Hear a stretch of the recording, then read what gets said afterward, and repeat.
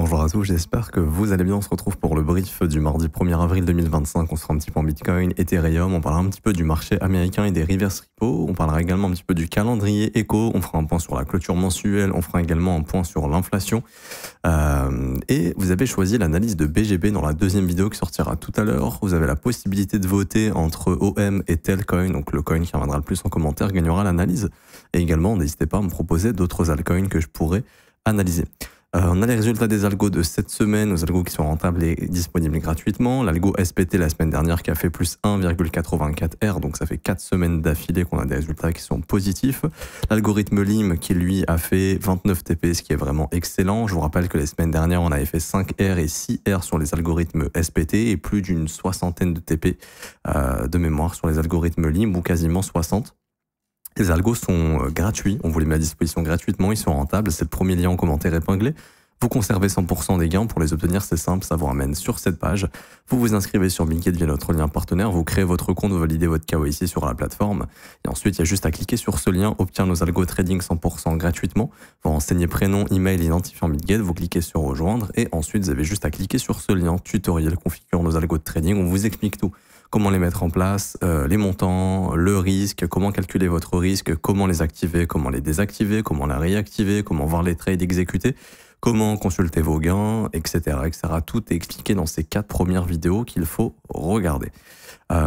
Et c'est gratuit et vous conservez 100% des gains, je le redis. Alors, pour revenir sur Bitcoin, juste avant de parler de Bitcoin, on va faire un petit point global du marché, donc on va parler Bitcoin, Nasdaq, etc. Non, avant de faire ça, vous savez quoi, on va faire la clôture mensuelle du Bitcoin. Du coup, je vais aller ici sur le PRP, hop, tac, et on va passer en mensuel. Donc, qui dit 1er avril dit clôture mensuelle. Donc, on voit qu'on est bel et bien en train de travailler ce fair value gap mensuel. C'est exactement ce qu'on a fait le mois précédent, enfin pas le mois précédent, mais enfin si, le mois précédent, mais sur la phase précédente. C'est-à-dire que on avait une consolidation ici qui a duré pas mal de temps et on a fait exactement la même chose, c'est-à-dire qu'on est venu combler le fair value gap mensuel avant de continuer notre rallye haussier. La question c'est est-ce que l'histoire va se répéter? Bah ça on va le savoir de toute façon, c'est simple, il faut attendre de voir si ce fair value gap va tenir ou pas. On voit que en mars on était venu, alors enfin c'était pas vraiment en mars, hein, c'était plutôt en août, mais sur une consolidation de plusieurs mois. On a comblé tout le fair value gap, on est venu chercher les 38,2. Vous connaissez la règle, tant que 38,2 est maintenu, il y a de grandes chances de voir un nouvel ATH se former. L'ATH se forme en continuation haussière. Et là, je prends la même chose, je prends mon FIB et je regarde où est-ce qu'on a le premier arrêt. Ben, il est parfaitement sur le fait de combler le fair value gap à 100% ici.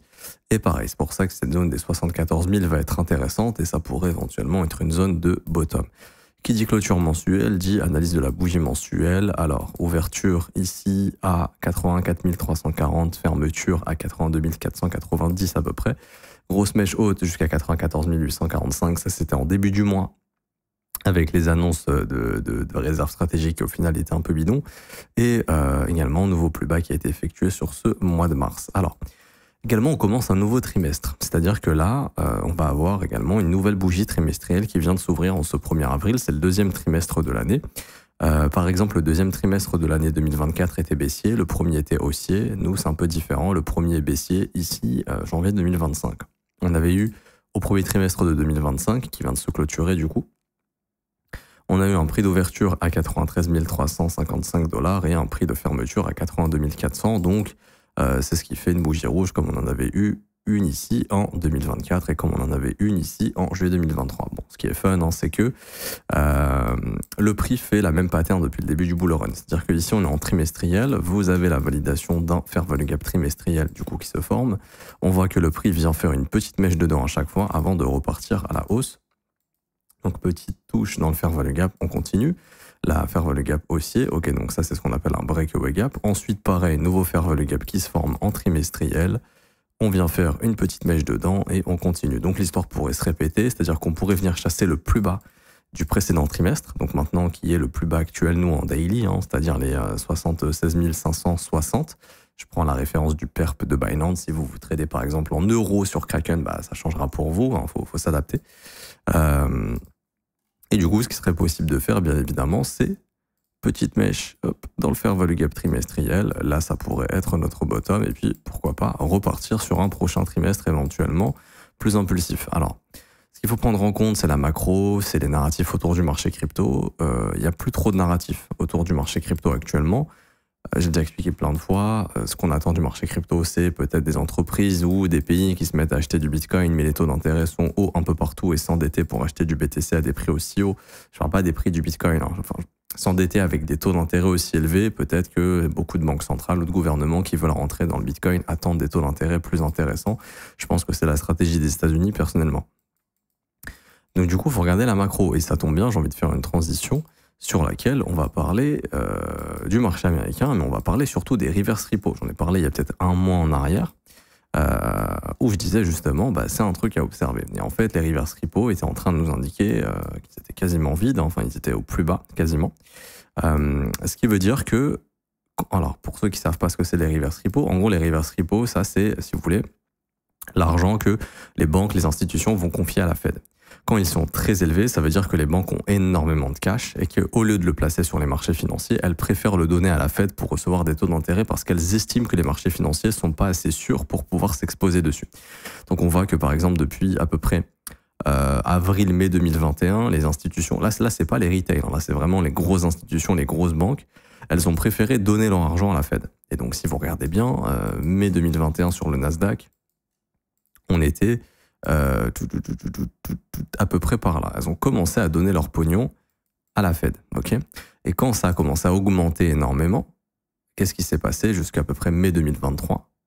On voit clairement qu'il y a eu une chute du marché boursier américain en 2022. 2022, ici, ils ont augmenté énormément, donc ils ont retiré leur argent des marchés financiers et l'ont balancé à la Fed pour avoir des taux d'intérêt, enfin pour avoir des intérêts.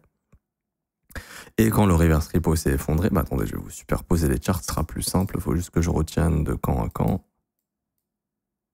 Hop, on va prendre à partir de juin 2021. Hop, de toute façon, il y a, attendez, on va pas se prendre la tête, il y a un indicateur qui le fait. Vous allez sur TradingView, vous écrivez reverse repo, vous les avez. Hop, vous les avez, et voilà. Donc on voit que quand ils foutent leur argent du côté de la Fed, les marchés tombent, ce qui est complètement normal. Là, on sait que les banques, elles sont assises sur une montagne de cash. Donc, quand la confiance revient dans l'économie et de se dire qu'un bottom est peut-être en train de se poser, on voit que les banques se sont réexposées au marché financier, surtout les actions, les indices, etc. Donc on a un rallye du Nasdaq ici. Sauf que là, actuellement, ce qu'on voit, c'est que le reverse repo, il commence à réaugmenter pas mal ici. Donc là, ça indique quoi ? C'est-à-dire que ça, c'est pas... même les institutions sont en train de vendre ici. Là, il faut bien comprendre. Ceux qui vous disent oui, c'est pour faire trembler ceux qui ont peur, machin. Non. Là, le reverse repo ne ment pas. On était à 101 milliards, on est à 400 milliards.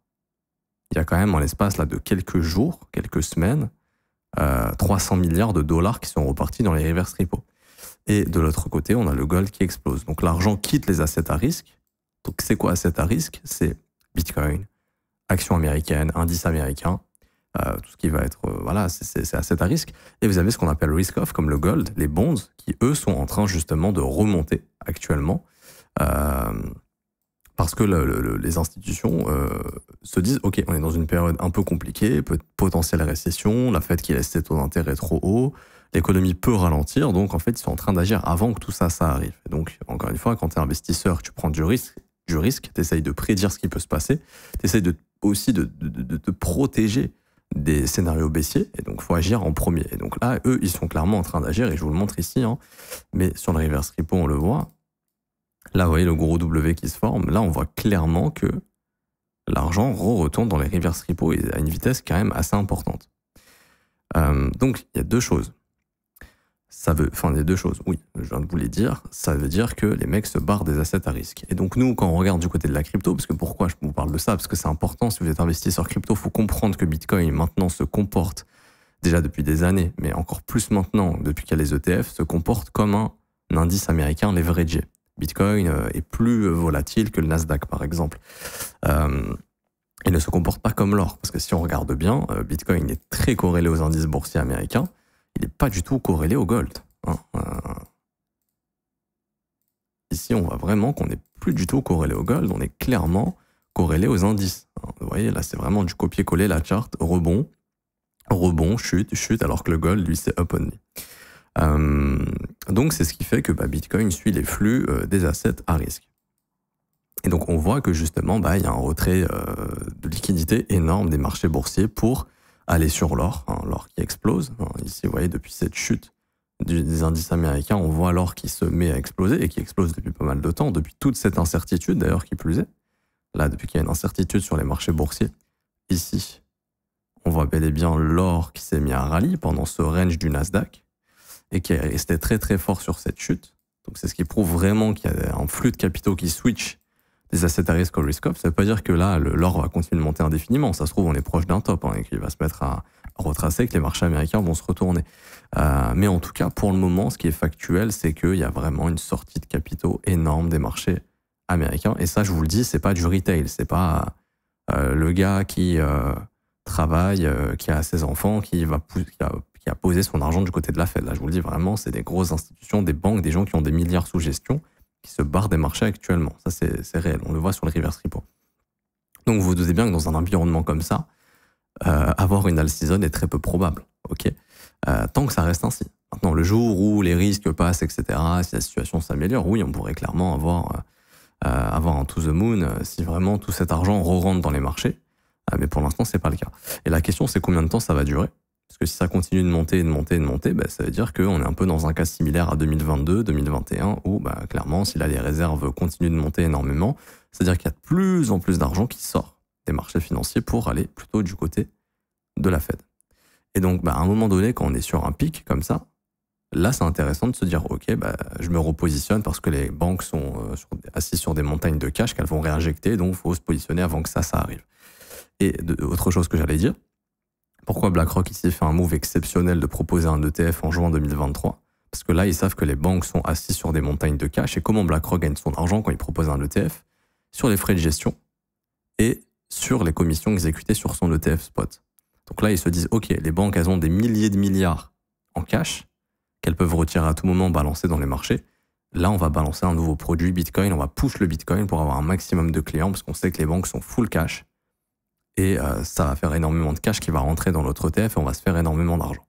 Et parce qu'aussi BlackRock se met probablement à croire au Bitcoin. Mais c'est un très bon move de BlackRock ici, comme par hasard quand les reverse repo s'est retourné, je dirais en juillet 2023, qu'ils aient justement annoncé ici cet ETF Bitcoin, enfin qu'ils aient proposé un ETF Bitcoin. Le temps que la SEC l'approuve, etc., etc. Donc voilà, ça vous devez comprendre ça. Maintenant, une fois que vous savez, une fois qu'on sait qu'on a le plus bas trimestriel ici, ça devient un énorme point d'intérêt. C'est-à-dire que là, le marché a de grosses probabilités, à mon avis, au cours du deuxième trimestre, de revenir faire un tour sous les 76 560 pour aller chercher du coup le plus bas trimestriel, ce qu'on appelle le plus bas trimestriel passé. Donc le previous quarterly low, donc le sommet, enfin le creux trimestriel précédent. Alors je reviens sur le CME ici. Hop. Donc hier, on voit qu'on a comblé notre gap, on a rebondi. Alors ce qu'il faut savoir, c'est que dans un flux baissier, un lundi haussier n'est jamais très bon signe. N'est jamais très bon signe parce que souvent le lundi, c'est un peu la journée de manipulation, entre guillemets. J'aime pas dire manipulation, mais c'est un peu la journée où on induit les traders en erreur pour les prendre à contre-pied, le début de semaine surtout. Ça aurait été mieux d'avoir un lundi baissier, honnêtement, je vous le dis, plutôt qu'un lundi haussier. Du coup, notre lundi est haussier, c'est ce qu'on appelle Monday High, Monday Low. C'est ce qu'on va observer. On voit qu'on n'est pas venu prendre les stops ici, donc très peu probable que le bottom soit vraiment là. Et du coup, ce qui va nous intéresser, c'est bien sûr le plus haut de lundi, voire le fair value gap ici, entre les 85 700 et les 84 500. Mais il y a plus de probabilité qu'on soit sur un rebond qui va nous ramener plus bas qu'autre chose. C'est-à-dire, alors soit le rebond est déjà terminé avec cette prise de liquidité, on va repartir comme ça, soit on va revenir prendre le plus haut de lundi. Ok, donc ça c'est ce qu'on appelle le Monday High. Donc je vais vous tracer d'ailleurs le range de lundi, mais il est assez con. Hop.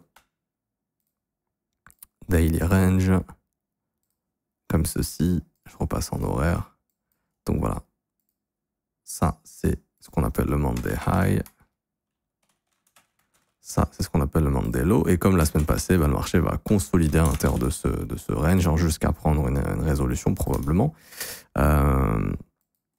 Et du coup, dans l'idée, ça serait soit de revenir prendre le Monday High et de se reverse ou de venir push un peu plus dans le fair value gap ici qui s'est formé et qui lui est un fair value gap à haute probabilité de retournement, c'est-à-dire de renvoyer le marché à la baisse donc à partir des 84 589. Mais ce qui a le plus de probabilité d'arriver, et ça se trouve ce sera le cas, ça se trouve on va repartir en to the moon, mais ce qui a le plus de probabilité d'arriver, c'est un rebond pour une continuation baissière, aller purger le plus bas des 81 113 et aller purger éventuellement les plus bas 76 560, etc., etc. Donc ça, c'est ce qu'il faudra observer. Pour le moment, il n'y a pas de signal de retournement à proprement parler vraiment intéressant sur le marché.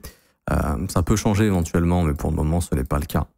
Et je vous invite à observer du coup plus haut de lundi, donc 83 905 $, et le plus haut des 84 589 qui sont des zones à haute probabilité de retournement pour envoyer le marché à la baisse. Sachant que là, on a consolidé juste avant la prise de stop. Ça, c'est pour moi, hein, c'est obvious que là, il y a clairement une demande de gens qui aimeraient se positionner, à mon avis, et que le marché, tranquillement, maintient cette petite zone pour aller la chasser plus tard. J'ai pas plus de choses à dire sur BTC. Donc ouais, le point mensuel, point trimestriel. Du coup, maintenant, ça, on peut noter ça. C'est plus le Previous Weekly Low, hein, c'est le Previous Quarterly Low. Donc, ça devient un point d'intérêt qui est important. Même ici, en daily, on note Previous Quarterly Low. En plus de ça, il y a un fair value gap trimestriel. Donc voilà, moi je pense que ça appelle le prix clairement et je pense que cette zone sera revisitée tôt ou tard tant que la dynamique reste baissière et pour l'instant c'est le cas. Et pour venir sur ETH, ici, pour finir aujourd'hui, on a donc Ethereum, pareil, qui est venu prendre le previous daily high, on en avait parlé, hein, que le lundi risquait de venir prendre ce sommet. Pareil, le lundi, c'est une bougie haussière, donc faites attention. On a du coup ce qu'on appelle ici le Monday High, hein, qui va probablement être rechassé, et j'en avais parlé, mais si jamais on ne se retourne pas, c'est comme Bitcoin, si on ne se retourne pas sur le sommet de lundi, ici, hop, le sommet de lundi qui est là, donc ça c'est notre daily range, hop, sur le Monday High et le Monday Low.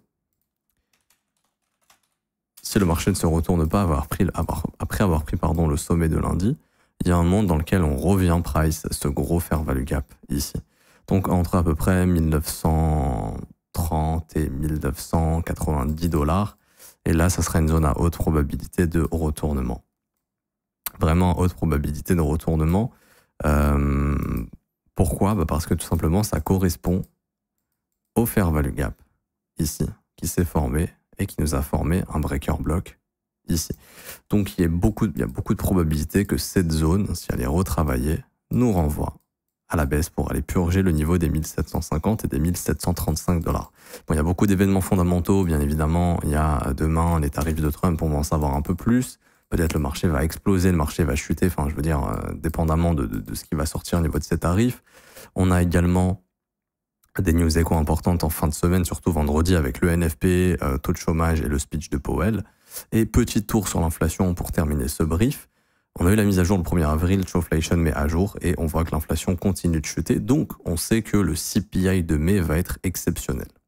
Le CPI du mois de mai va être très très bon. C'est pour ça que, comme je vous expliquais hier, je ne serais pas étonné qu'on vienne prendre le plus bas trimestriel à 76 560 avant le CPI de mai et qu'ensuite, là on est vraiment, pourquoi pas, pour mai des rebonds éventuellement on pourrait s'attendre à des rebonds parce que là les marchés vont souffler probablement, le CPI va baisser donc les marchés vont pouvoir se dire ok la Fed va pouvoir baisser les taux et là ça va peut-être redonner du jeu au marché donc ce serait au courant du mois de mai. Ok, donc voilà, ça sera observé. Et ce ne serait pas déconnant, sincèrement, d'avoir cette possibilité. Et là, on voit sur le CME, clairement, que le Monday High nous appelle. Hein. Vous voyez, hop, le petit fair value gap ici, comme ceci. Voilà, on pourrait très bien venir aujourd'hui prendre le Monday High hop, dans notre fair value gap, et puis ensuite, le reste de la semaine, continuer de chuter. Bon, à mon avis, c'est la chose la plus probable. Après, on verra si ça se déclenche ou pas. Je m'arrête ici pour aujourd'hui, j'espère que ça vous aura plu. Si c'est le cas, n'hésitez pas à laisser un petit pouce bleu, vous abonner si ce n'est pas déjà fait, mettre un petit commentaire. Je vous rappelle, il y a aussi mon mentorship qui est disponible gratuitement. Je vous offre 22 cours, je vous forme de A à Z sur des concepts de trading très très puissants. C'est gratuit, il n'y a absolument rien à payer. Vous cliquez sur le premier lien en commentaire épinglé, comme d'hab, ça vous ramène sur la page que je suis en train de vous montrer ici. Il faut s'inscrire sur BitGet via notre lien partenaire, valider votre KYC sur la plateforme. Vous faites un trade d'une valeur d'au moins 100 USDT sur BitGet et une fois que ça c'est fait, vous serez éligible au mentorship. Ensuite, pour le récupérer, c'est très simple. Vous cliquez sur ce lien, 100% gratuit, la meilleure formation de trading crypto. Vous cliquez sur obtenir gratuitement, vous renseignez votre email, votre identifiant BitGet, vous cliquez sur recevoir. Instantanément, vous recevez ma première formation, Assure ton bull market comme un pro.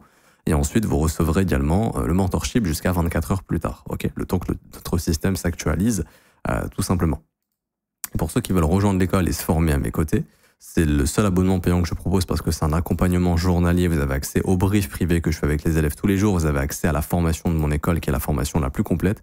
Et vous avez accès également à un salon exclusif ici dans le Discord école pour poser toutes vos questions au professeur et à moi-même pour qu'on puisse vous aider. Et il y a un échange continu dans le Discord pour répondre aux questions des membres, etc., etc. Le prix est de seulement 49 € par mois, c'est sans engagement. Vous avez aussi les offres 3, 6 et 12 mois si vous le souhaitez. Et vous avez également, c'est sans engagement, vous pouvez essayer un mois et arrêter ensuite. Et vous avez aussi les témoignages des membres si vous voulez nous rejoindre et vous faire une petite idée avant. En tout cas, vous êtes les bienvenus. Je m'arrête ici, on se retrouve tout à l'heure pour l'analyse de BGB. À tout à l'heure. Ciao, ciao.